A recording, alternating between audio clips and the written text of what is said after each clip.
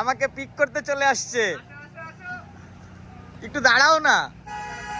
Bike তোমার, life তোমার, সবকিছুই তোমার, তো কেন তুমি এরকম ভাবে নিজের জীবনটাকে উৎসর্গ করে দিবা? তো রাতে পদ্মা সেতুর ভিউ, এদিকে তো অন্ধকার, ওদিকেও অন্ধকার, আর পদ্মা সেতু তো মানে পুরো মাইন্ড ব্লোয়িং।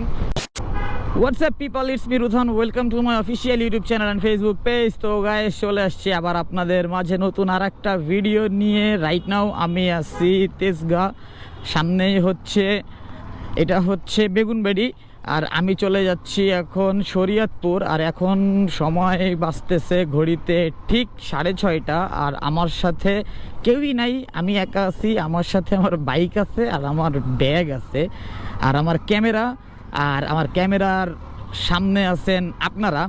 তো গাইজ, আমি যাচ্ছি শরীয়তপুর। সাডেনলি প্ল্যান হইলো যে শরীয়তপুর যাওয়া উচিত, আর শরীয়তপুর যাব আমি একা যেহেতু যাচ্ছি। ওইখানে আছে অন্তর আর সাকিবের বাসায় যাচ্ছি বেসিক্যালি। আর অনেক দিন যাবত আমি ঢাকার বাইরে যাচ্ছি না, তো ভিডিও দেওয়া হচ্ছে না, দ্যাটস ওয়াই যাওয়া। কারণ আপনারা চাচ্ছেন যে আমি যেন ঢাকার বাইরে গিয়ে কিছু ভিডিও আপনাদেরকে উপহার দেই, তার জন্য আর কি মূলত আমার এত কষ্ট করে যাওয়া। আর এই সন্ধ্যার টাইমে রওনা দিচ্ছি, কারণ এখন একটু ওয়েদারটা সুন্দর পাবো। মানে দিনে আজকে মোটামুটি ভালোই রোদ উঠছিল, মানে অনেক গরম ছিল, তার জন্য আসলে আমি দিনে যাই নাই। তাই যখন সন্ধ্যা হয়েছে, তাই এখন আমি রওনা দিয়ে দিচ্ছি। ওইখানে থাকবো সম্ভবত 2 দিন, ওইখান থেকে আবার কালকে থাকবো, তারপর দিন আবার ঢাকা ব্যাক করব। তো গাইস, দেখতে থাকেন ভিডিওটা, আই হোপ ভালো লাগবে আপনাদের। ভিডিওটা অন না করে আর পারলাম না, তো দেখেন কি অবস্থা রাস্তার। আমার এতক্ষণ সময় লাগছে শুধু একমাত্র এই ফ্লাইওভারে উঠতেই, তাহলে বুঝতে পারতেছেন রাস্তায় কি পরিমাণে জ্যাম। আর একটা জিনিস, সেটা হইলো যে মানে ফ্লাইওভার তৈরি হয় জ্যাম কমানোর জন্য, আর সেই ফ্লাইওভারেই এখন জ্যাম। এই সাইড ওই সাইড দেখেন, 2 সাইডেই পুরো রিপিট হয়ে আছে।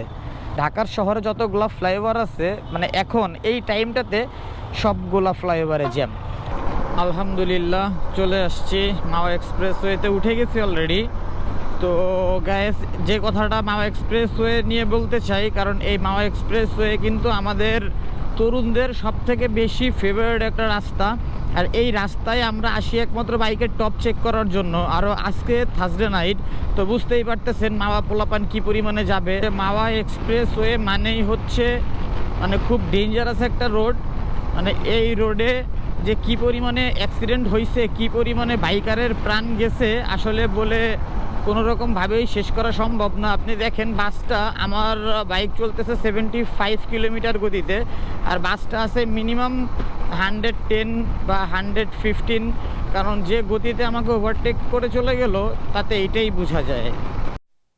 তো গাইস, আমি এইখানে একটা ছোট্ট একটা ব্রেক দিছি জাস্ট কয়েকটা কথা বলার জন্য। তো এই হচ্ছে আমার বাইকের অবস্থা।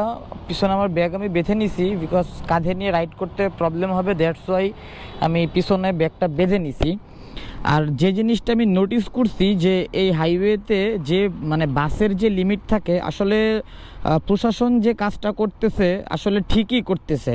কারণ আমি দেখলাম যে আমার প্রায় 85 কিলোমিটার গতি, আমি যখন ব্রিজ থেকে নামছি, মানে ওই ফ্লাইওভারটা থেকে নামছি, তো 120, 25, 30 কিলোমিটার গতিতে এক একটা প্রাইভেট কার চলতেছে, এক একটা বাস চলতেছে। মানে আমি পুরো অবাক হয়ে গেলাম, যে আমার নিজেরই ভয় লাগতেছিল যে আসলে এইরকমভাবে যদি মানে মানুষজন চলাফেরা করে, ইন কেস আল্লাহ না করুক একটা বিপদ আসতে মানে কোনো সময়ই লাগবে না। মানে কি একটা অবস্থা।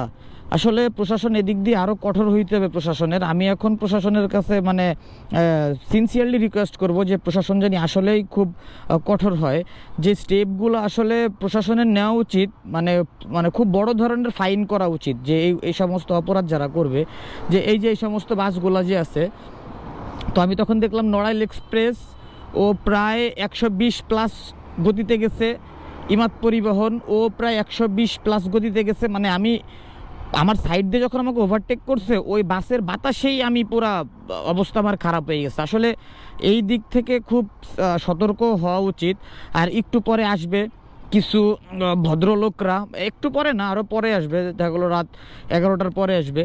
তো কিছু ভদ্রলোক এসে এখানে মোটর জিপি মারবে।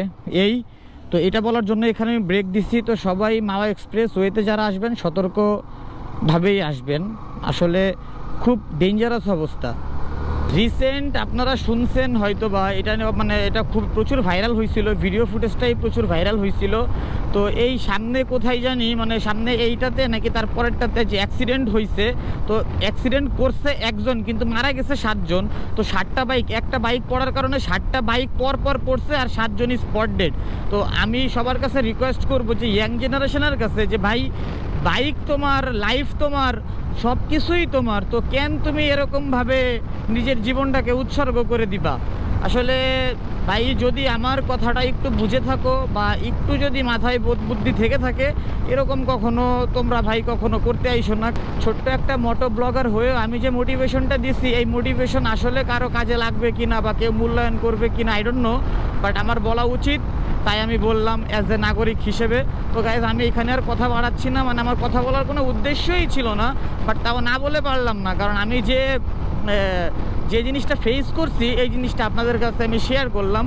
তো যাই, আমি এইদিকে আর কথা বাড়াই, আমি ভিডিওটা লং করতেছি না, সামনে আমার আরও অনেক দূর যেতে হবে।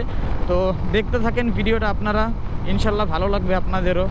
দিনে হয়তো বা আমি আপনাদেরকে পদ্মা সেতুর ভিউ দেখাইছি, বাট রাতে পদ্মা সেতুর ভিউটা কেমন থাকে আপনারা এই ভিডিওতে একটু দেখে নেন, কারণ রাতে পদ্মা সেতু জোস। আর আমি গ্লাভস পরে রাইড করতেছি, আর এই গ্লাভসটা আমাকে এমটি থেকে দেওয়া হয়েছিল, মানে খুবই কমফোর্ট একটা গ্লাভস, মানে আমি খুব আরাম পাইতেছি গ্লাভসটা পরে। আসলে গ্লাভস পরে হাইওয়েতে রাইড করার মজাটা অন্যরকম, ইভেন রাইড করাটাও উচিত, কারণ হাতের তালু ব্যথা করে, ইভেন হাতের তালুটা এই গ্রিপের সাথে লেগে ঘেমে যায়, তখন স্লিপ করে, নানান সমস্যা হইতে পারে আমি মনে করি।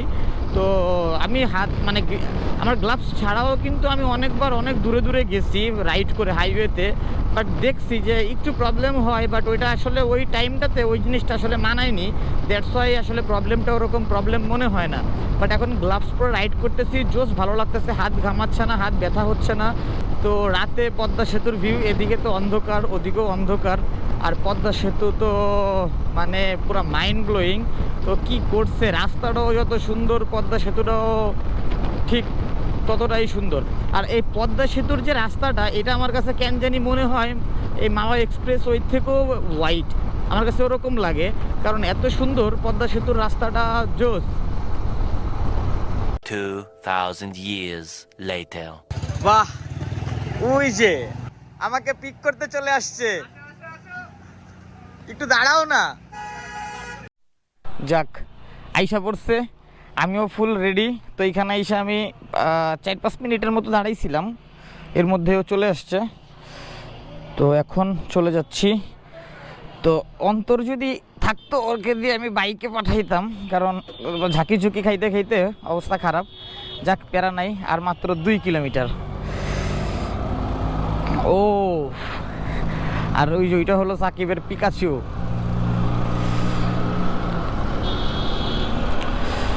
তো যাই, সরাসরি চলে যাচ্ছি ওর বাসার দিকে। তো আগে বাসায় যাই, ফ্রেশ হই, দেন আপনাদের সাথে আবার আমার কথা হচ্ছে।